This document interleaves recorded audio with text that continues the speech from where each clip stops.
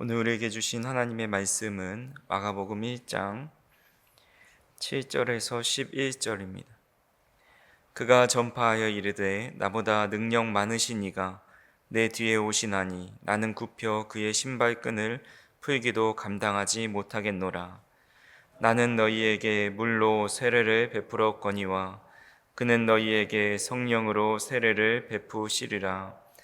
그때 예수께서 갈릴리 나사렛으로부터 와서 요단강에서 요한에게 세례를 받으시고 곧 물에서 올라오실새 하늘이 갈라짐과 성령이 비둘기같이 자기에게 내려오심을 보시더니 하늘로부터 소리가 나기를 너는 내 사랑하는 아들이라 내가 너를 기뻐하노라 하시니라. 아멘. 우리가 살아가는 이 시대는 능력주의로 정의될 수가 있습니다. 무엇을 성취했는가, 어떤 결과를 남겼는가, 또 얼마만큼의 영향력을 발휘했는가가 한 사람의 가치와 능력을 평가하는 기준이 되었습니다. 정치 지도자들의 성공은 얼마나 많은 표를 얻었는가로 평가되고, 경제인의 능력은 얼마나 많은 경제적인 또 자산의 크기가 얼만큼인지로 환산이 됩니다. 학자들의 업적은 노벨상과 같은 외적 인정으로 증명이 됩니다. 이러한 모습은 우리 교회와 목회에도 깊이 스며들어 있습니다. 한 목회자의 능력은 그의 설교가 얼마나 유창한지, 또 사역을 통해서 얼마나 교회가 성장했는지로 측정될 때가 많이 있습니다. 하지만 우리는 성경을 통해서 과연 이런 것들이 진짜 성경이 말씀하시는 능력인가를 돌아보아야 합니다. 부분적으로는 그럴 수 있겠지만 근본적으로는 그렇지 않습니다. 성경이 말씀하시는 능력은 다른 차원의 능력입니다. 세례 요한은 예수님과 자신을 비교하면서 오늘 본문 7절에 이렇게 말씀합니다. 그가 전파하여 이르되 나보다 능력 많으신 이가 내 뒤에 오시나니 나는 굽혀 그의 신발끈을 풀기도 감당하지 못하겠노라. 사람들은 세례 요한을 보면서 그가 구약에 예언된 메시아가 아닌가 그런 생각을 합니다. 하지만 세례 요한은 나보다 능력 많으신 이가 내 뒤에 오시는데 나는 굽혀 그의 신발끈을 풀기에도 감당하지 못하는 사람이다 라고 고백하고 있습니다. 신발끈을 풀려면 허리를 구부리고 무릎을 꿇어야 합니다. 그리고 시선을 신발에 두어야 합니다. 몸의 위치를 가장 낮은 곳에 두고 시선을 아래로 깐다는 이런 극단적인 겸손의 모습이 바로 신발끈을 풀고 묶는 모습입니다. 근데 세상에서 말하는 능력으로 세례 요한을 평가해 보자면 그도 예수님 못지않게 어쩌면 어느 부분에서는 예수님보다 더 많은 능력과 인기를 또 권위를 가지고 있었던 인물입니다. 세례 요한은 예수님보다 더 많은 군중을 몰고 다닙니다. 어제도 말씀드렸지만 이 군병들도 또 바리새인과 사두개인들도 그를 보기 위해서 광야로 나아갑니다. 요즘으로 치면 매우 유명한 목사님을 보기 위해 수많은 사람들이 찾아가서 감동을 받고 세례를 받는 것과 같은 모습입니다. 이스라엘 지도층은 예수님을 시비하고 죽이려고 했지만 세례 요한에게는 그렇게 하지 못했습니다.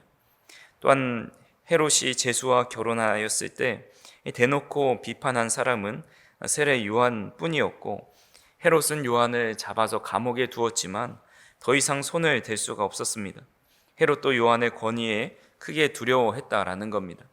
반대로 예수님이야말로 이 세상의 기준으로 참 실패하고 또 무능력한 모습을 보여주는 장면들이 나옵니다. 한때 많은 사람이 추종하긴 했지만 얼마 가지 않아 모두가 흩어집니다.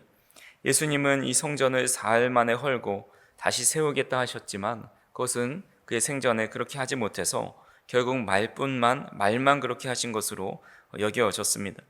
성전에서 돈 바꾸는 자, 재물을 팔면서 이득을 취하는 자를 내쫓으셨지만 그때 잠시뿐이었고 다시 완전히 개혁되지 못하였습니다. 자기 민족을 로마로부터 해방시키지도 못했고 결국 십자가에서 무기력하게 죽으셨습니다. 십자가는 무능력의 극치라고 할 수가 있습니다.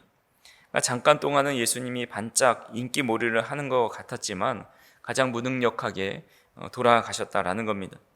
그런데 세례 요한은 예수님을 자신은 그분의 신발끈도 묶지 못할 정도로 아주 비천한 존재, 연약한 존재라고 고백을 하고 있습니다.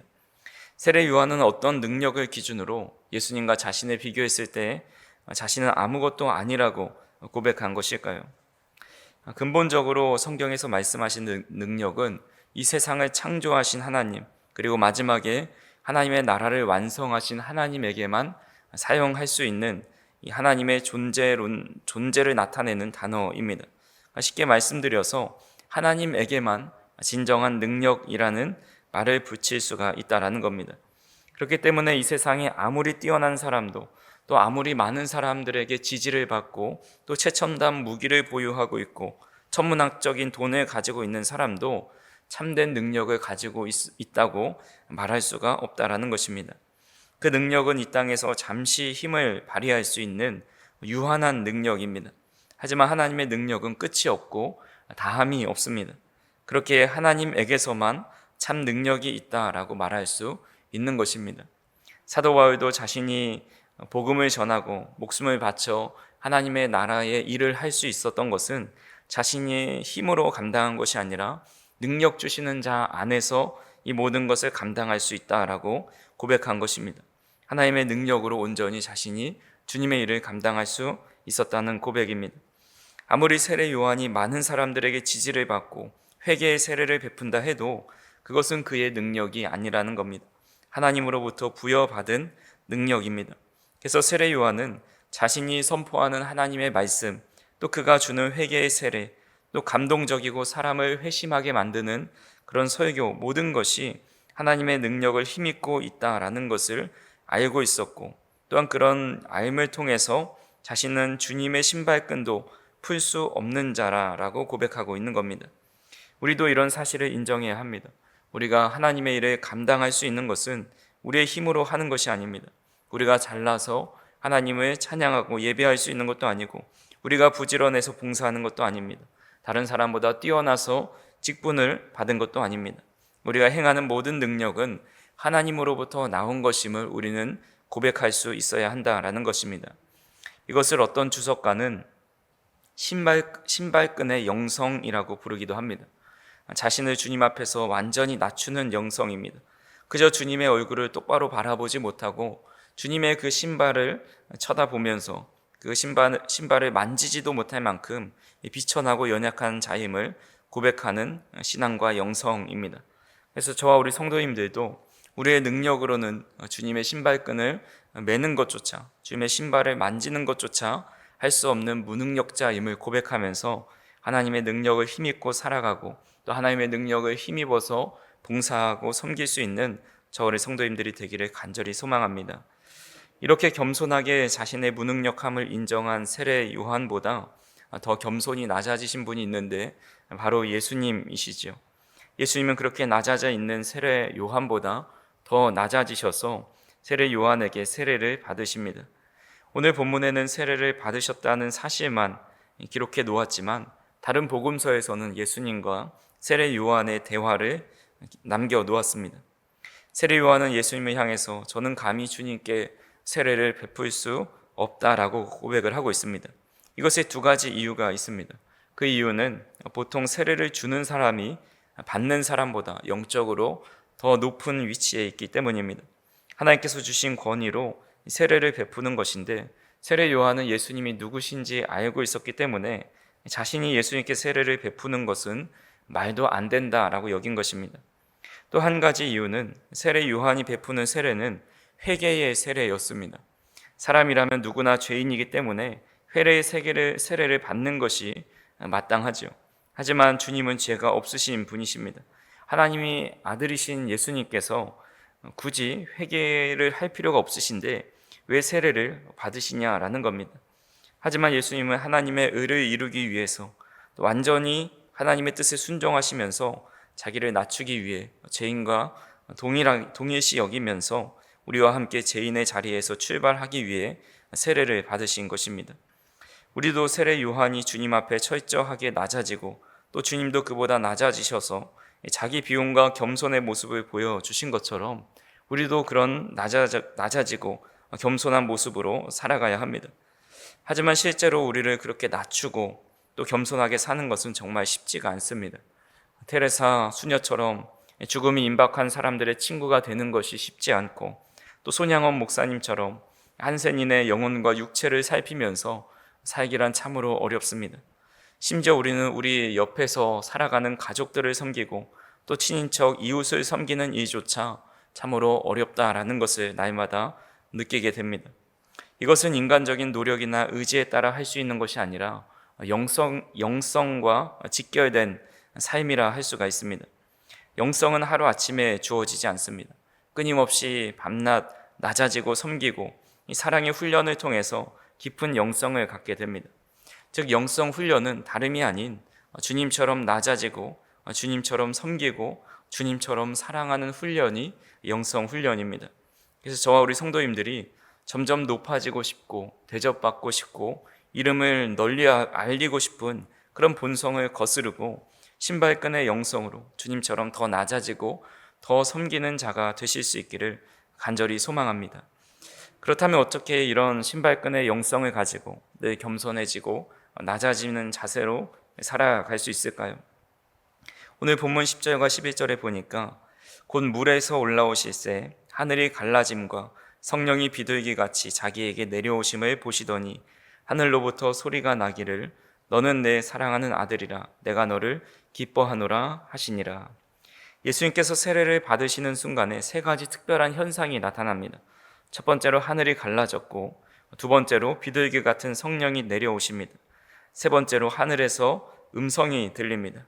하나하나 깊은 의미를 살펴볼 수가 있지만 간단하게 말씀드리면 하나님과의 우리와의 막힌담이 헐린 것이고, 또 성령님께서 그 열린 공간으로 내려오신 것이고, 또 성령께서 우리 안에 계시면서 하나님의 음성을 들으며 살아가게 하신다라는 겁니다. 하나님께서 예수님을 향해서 너는 내 사랑하는 아들이라 내가 너를 기뻐한다라고 말씀하셨습니다. 이 말씀은 예수님에게만 해주신 말씀이 아닙니다. 제사함의 세례를 받고 죄의 굴레를 벗어난 모든 사람들에게 해주시는 말씀입니다. 과거의 사람들은 하나님을 두려움의 대상, 또 가까이 갈 수 없는 대상으로 생각했습니다. 하나님을 옥황상제처럼 저 하늘 위에서 높은 보좌 위에 계셔서 인간의 행위를 감찰하시고 또 심판하시는 분으로 여겼습니다. 그래서 인과응보에 따라서 하나님께 벌을 받는 두려운 하나님으로 인식됩니다. 하지만 하나님께서 우리를 향해서 내 사랑하는 아들이다, 내 사랑하는 딸이다, 이 말씀을 통해서 이제 더 이상 하나님이 저 멀리 계시는 두려움의 대상이 아니라 바로 늘 우리 곁에 계시면서 풍부한 사랑을 주시는 아버지로 인식할 수 있게 되었다라는 것입니다. 그러니까 하나님과의 막힌담이 헐리고 또 성령께서 그 사이로 임재하셔서 하나님의 사랑의 음성을 듣는다면 우리는 주님처럼 낮아질 수 있고 주님처럼 섬길 수 있고 그 낮아짐의 영성을 가지고 살아갈 수 있다라는 것입니다. 그래서 오늘 본문에서 이런 과정을 예수님은 세례를 통해서 보여주셨습니다. 예수님이 이미 모든 능력을 갖추신 분이시지만 우리에게 이런 능력이 어떻게 임하는지를 알게 하시려고 직접 세례를 받으십니다. 우리는 이미 물 세례를 받았기 때문에 더 이상 세례를 받을 필요는 없습니다. 하지만 우리는 매일같이 성령의 세례를 받아야 합니다. 성령으로 세례를 받을 때 하늘이 열려서 하나님과 온전한 소통을 이루게 되고 또 그 안에 성령님이 우리 안에 충만히 내주하시고 우리 안에서 또한 내 사랑하는 자녀다, 내 기뻐하는 자다라는 음성을 들려주십니다. 그래서 오늘도 우리가 성령의 세례를 받음을 통해서 하나님의 능력을 힘입고 또 늘 낮아짐의 영성으로 복된 하루를 살아갈 수 있는 저와 우리 성도님들이 되기를 간절히 소망합니다. 오늘도 기도하실 때 성령의 세례를 우리에게 베풀어 주셔서 오늘 한날도 주님처럼 낮아지고 또 신발끈의 영성을 가지고 섬기고 사랑하고 주님의 능력으로 행할 수 있는 복된 하루가 되게 해달라고 간절히 기도할 때에 성령께서 우리에게 그런 능력을 주심을 믿음으로 오늘도 주님의 능력 가운데 살아가는 복된 하루가 되시기를 간절히 소망합니다. 기도하시겠습니다. 사랑과 은혜가 풍성하신 하나님 아버지, 오늘도 우리에게 주님의 말씀을 통해서 진정한 영성이 무엇인지 또한 진정한 능력이 무엇인지 우리가 무엇을 간구해야 되는지를 깨닫게 하여 주시니 감사를 드립니다. 세상의 눈에 비치는 성공과 능력이 아니라 하나님의 뜻을 이루는 데 쓰임받는 겸손한 자로 살아갈 수 있도록 인도하여 주시옵소서. 우리가 드리는 예배도 또 봉사도 헌신도 모두 주님이 주신 능력임을 잊지 않게 하여 주시고, 주님의 신발끈을 매지 못할 자격 없는 우리를 기뻐하시며 자녀 삼아 주신 그 사랑 앞에 매일같이 감사와 찬양을 올려드릴 수 있는 우리의 삶이 될 수 있도록 인도하여 주시옵소서. 오늘도 하늘의 문을 열어 주시옵소서. 성령의 비둘기가 우리의 심령 가운데 깊이 충만히 임할 수 있도록 인도하여 주옵소서. 그 안에서 너는 내 사랑하는 아들이라, 내 사랑하는 딸이라, 내 기뻐하는 자라 라는 그 주님의 음성을 듣는 복된 하루가 되게 하셔서 오늘도 세상이 볼 때 우리의 삶은 능력이 없고 힘이 없지만 성령이 주시는 능력을 가지고 모든 것을 감당할 수 있는 우리의 삶이 될 수 있도록 인도하여 주시옵소서. 오늘도 기도하는 이 시간을 통해 그 능력을 한없이 부어주시고, 또 오늘도 일상의 삶을 살아갈 때에 크신 능력 가지고 지혜롭게 모든 일들을 감당할 수 있도록 인도하여 주시옵소서. 사랑하는 성도님들, 어디에 있든지 무엇을 하든지 그런 성령의 능력을 힘입어서 세상의 빛과 소금의 역할을 잘 감당하며 살아갈 수 있도록 인도하여 주시옵소서. 예수님의 이름으로 기도하옵나이다. 아멘.